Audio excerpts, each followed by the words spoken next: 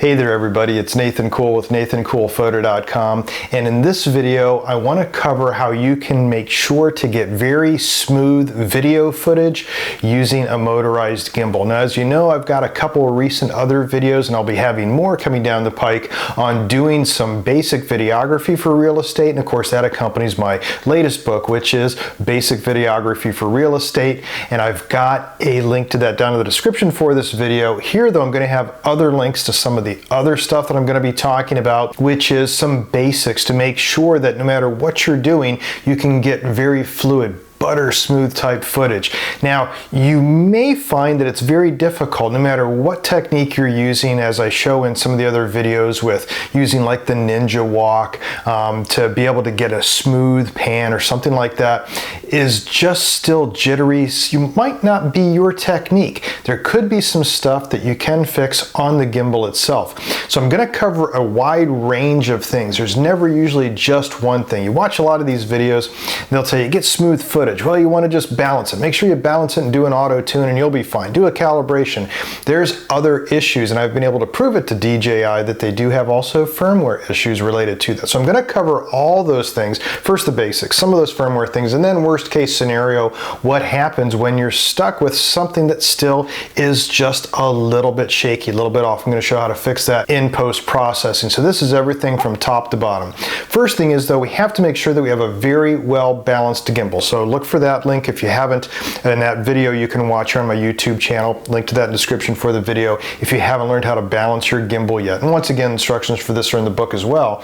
But here we've got a very well balanced gimbal. The power's off and I'm able to move this around and it stays put wherever I put it because I've got it very well balanced. That's going to make sure that as I'm shooting that the motors are reacting in kind. They're not overworking, they're not trying to compensate. If they have to compensate too much, they're going to go and they're going to jitter, and that's going to give you some shaky footage. So all of a sudden you're doing a smooth pan and all of a sudden because it isn't very well balanced, especially if you are doing, in this case I like to do a pan tilt follow, which means that as I'm moving that I can control all three axes. So an important thing to be aware of. Got to make sure that that is balanced. Next thing is we're going to take a look on the app, on the Ronin app, and some things that you have to make sure you take care of no matter what. So I'm going to go ahead and turn on the gimbal. First we have to turn on the battery, and then there's the switch here on the other side, and we hold that in, we'll hear a beep, and that'll then boom, and now it'll go to its center. Boom. Okay, so now I can use the Ronin app. So have this on your iPhone, your Android phone, whatever, and you bring that up, and the first thing you'll see is the main screen once you are connected to it. And by the way, if you haven't registered your app, there's instructions in the manual, and also DJI's product, and other type of gimbals will have similar features as well. So some of the crane stuff will be very similar to this. So from the main screen here, we want to first go to balance test.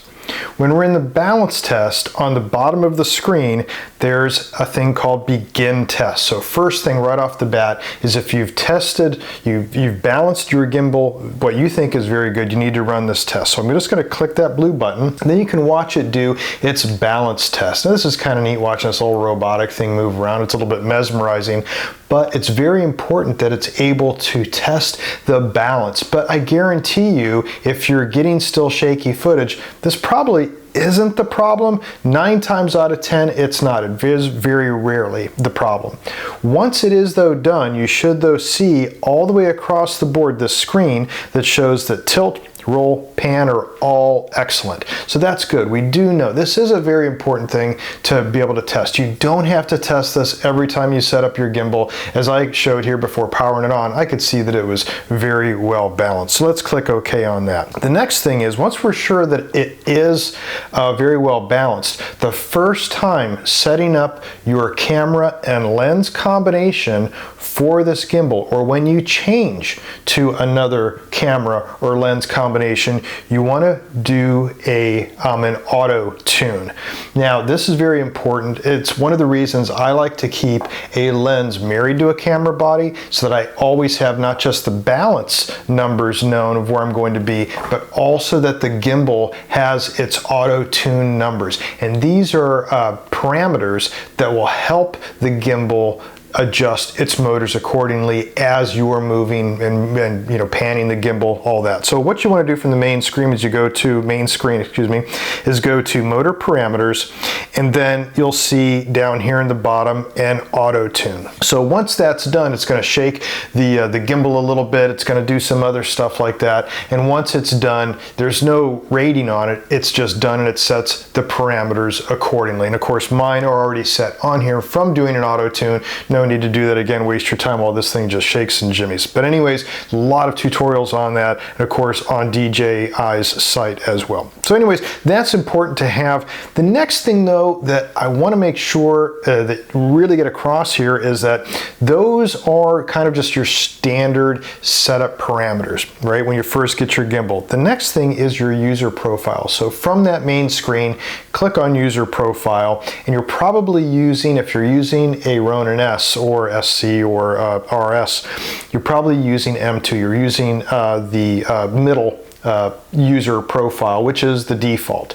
And if it, by the way, if something goes wonky, you look at what user profile you're using. There's lights on the end over here. Make sure that you are on the right profile that you think you're using. So some of the things here is that I found very useful is that the follow speed I like to set to slow. Doing real estate videography, I'm not doing a whole lot of action. I'm not doing some crash and burn type of car movies. I'm doing real estate videography, very fluid, slow motion type stuff. The deadband is also at medium, and that allows that when the camera finds its endpoint, that it slows down accordingly so it doesn't all of a sudden jerk into place. So a deadband medium usually works very well. Sometimes deadband low, if you've got a very lightweight camera, sometimes, like for instance with some of the mirrorless stuff, but I found that usually medium works very well on about everything. And then sensitivity also to medium. You can play around with those a little bit, but for the most part I find those to be very good. The push mode I like to have as push, pan, and tilt, and that just allows me to then be able to still push the camera into a position or tilt the camera into position if I need to fine tune it beyond those. But once I do that and I get it out of place, you can double click the trigger and it'll put it back into its place. Notice though at the very top of the screen here though is pan and tilt follow. That means that as I'm doing this, that the roll motor won't be actuated. So there's only certain motors that will be allowed to move. There's also pan follow, which means that you're not going to get roll, you're not going to get tilt, you're just going to get pan. If you use that though, and it may seem like a real good shortcut for architectural photography, real estate photography, to maintain your verticals to be vertical, it also means that you might get a little bit of upward down motion that'll be too jittery because you're cutting off tilt. And once you cut off the tilt motor, then you don't have the ability for the tilt motor to start compensating for some of the other things. So anyways, that is some of the basics for the auto tune and the balancing. There's also calibration, which is very rare. I didn't want to take a screenshot of that because it's a very advanced technique that you probably won't need to do at all. That's only if something starts going wonky with your gimbal over time. So you've got a new gimbal, things aren't going well, you shouldn't need to calibrate this at all, but you can look into your user manual and find that for doing that. The next thing though that could come up from this is that no matter what you're doing your ninja walk, you've got all the, you've got it balanced, you've got it auto-tuned, but you're still getting some jittery, shaky footage. Well, that could be a firmware problem. So let's dive into that next.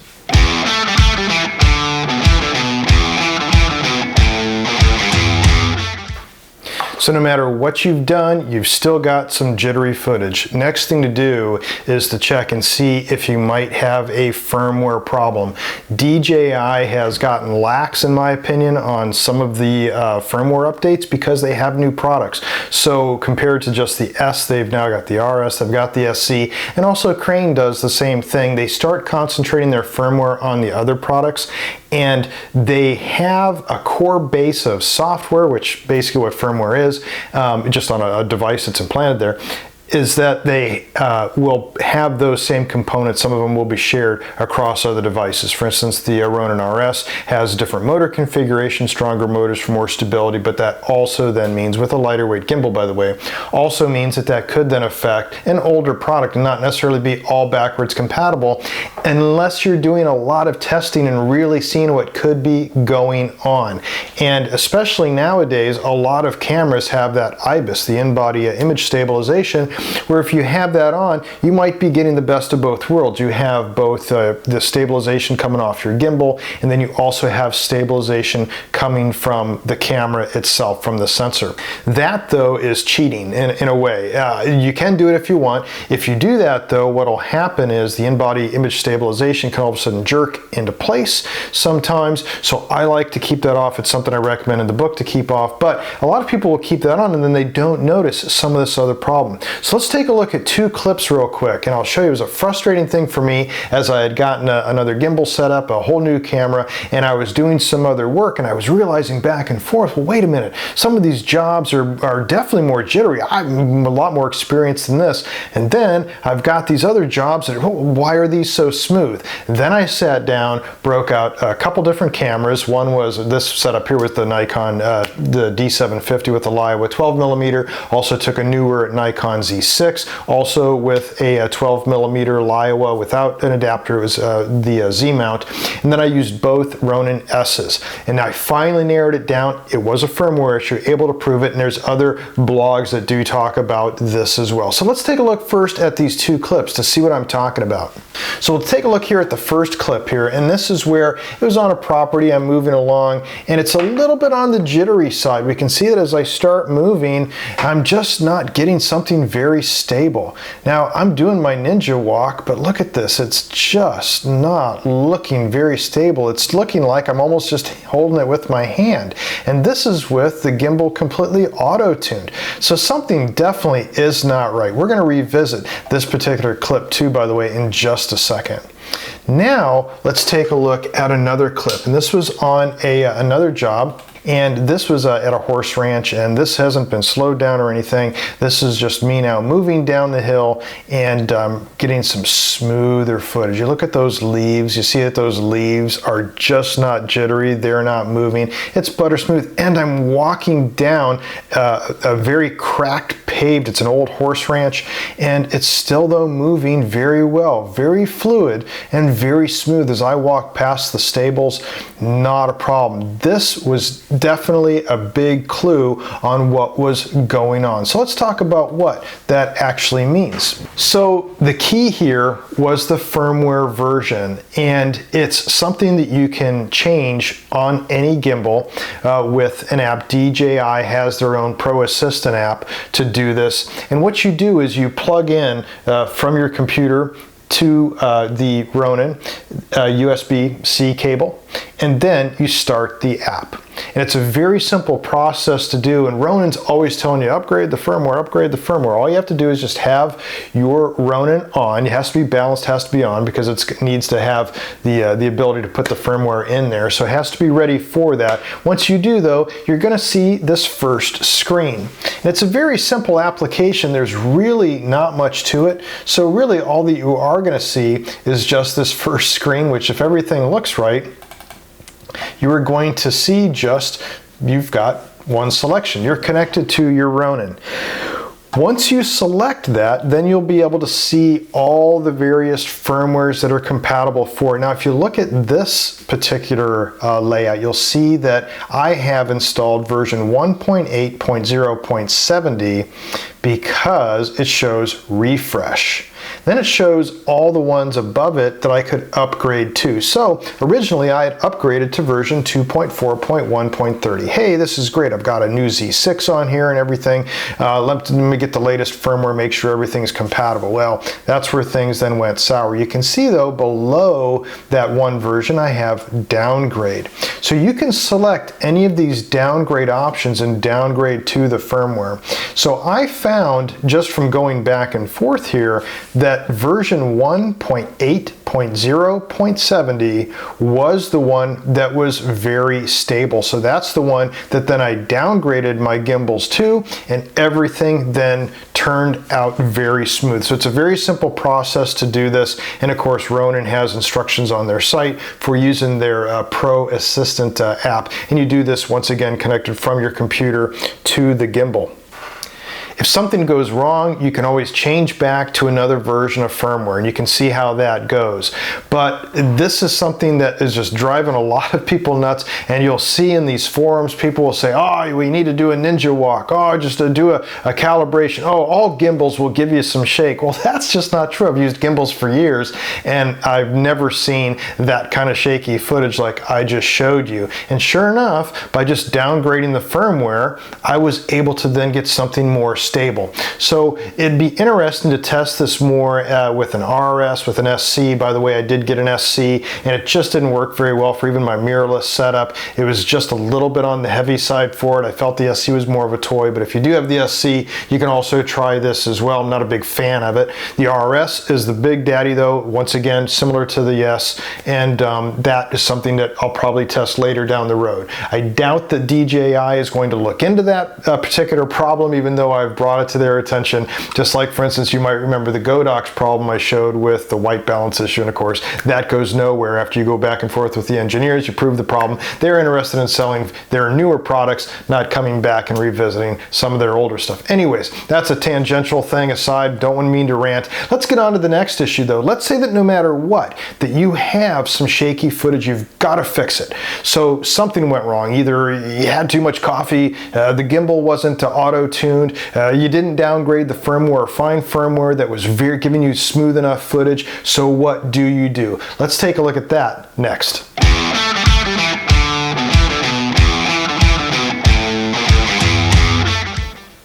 So here's just that segment of footage. I've got it over in Premiere. Haven't done any slowing to it. As you know, I show some things on slowing this down to help get it buttery smooth in the book, and I'll touch on that just a little bit here. But first, let's just take a look at this once again. So I've got this segment of footage, and you can see as I play it, it just looks awful. It looks like I was holding an iPhone or something and just hand holding something and just walking along. It was terrible. This is not, I guarantee you, once again, I know the ninja walk. I know how to get stable footage. I've been doing this for a while. This is not acceptable. So what do you do? Very simple. Let's go back here to the very beginning of it, and we're going to add warp stabilization. So this is something you may have heard about or seen before. All you do is you go up to Effects, and in Effects, go up here to the little search box and type in warp. As you type in warp, you'll see all of a sudden it comes in as warp stabilizer. So what you do is you just drag warp stabilizer onto that clip. Now it's going to say some stuff here, analyzing the background, step 1 of 2, and this is taking a while because this particular clip is much longer than I would normally have. This is going out to about 18 seconds, so it's going to take a little while. So anyways, let me just cut right here, and I'll come back and revisit this in just a second. So that took about a process of a couple minutes, and now you can see it's showing stabilizing. Now that that's done, it's done stabilizing, and you can hear now the fans on my CPU have calmed down, so there's less hiss in the background here. Now when I start playing that, everything is a lot smoother. So we don't have all that jittery footage. It's now been smoothed out. So a much cleaner looking product that we have here. It doesn't work all the time, so don't rely on it, but it works very well most of the time. So that's definitely another option. Another option you can do, and this is something I recommend no matter what, and you realize if you have the book, is that I like to shoot at 60 frames per second, and then I like to post-process on a 30 frames per second timeline. So I have instructions step by step on how to do that. Maybe perhaps another video down the road, a little bit lengthy here to cover on this topic. But the idea is that you get a bit more slow motion. So the examples here that I showed were just straight out. They were just 1-to-1. There wasn't anything slowed down on it. But let's take a look though if we were to then slow that down even more. So here is just 60 frames per second. This is now on just 30 frames per second without any warp stabilization. animation, you can see that some of that has smoothed out. It's really not so bad. But now let's take a look at it with not just the 60 frames per second on a 30 frames per second timeline. This is with the warp stabilizer added to it, and you can see we get especially very fluid motion coming out of it to get a very, very smooth looking video. So a lot of things could be going on. Once again, make sure you balance, make sure you auto-tune. If you need to, calibrate, but I don't think you'd really have to do that. Check the firmware. Guaranteed there could be some type of a problem if you're using a Ronin S, you're from DJI, and you're using one of the newer firmwares. Downgrade that like I showed earlier. The 1.8 version seems to be a lot more stable to that. You can also then, if you need to, you can warp stabilize in post-processing. Don't rely on it. That's why I had to cut also that short. It took just for that clip a couple minutes just to get the warp stabilizer on just that one clip. Too much time in post-processing to keep relying on that. And of course, always shoot at 60 frames per second or more, and then edit that on a 30 frames per second timeline so you get that nice, fluid, slow motion type of look. Anyways, I hope this video was useful for you, that you can use some of this in your real estate photography and videography career as well. If you did like this video and you want to see more, you can subscribe to my YouTube channel. It won't cost anything, and as soon as one of these videos is posted, you'll be the first to know. Thanks a lot for watching. Until next time, take care, be safe, and get out there and shoot something.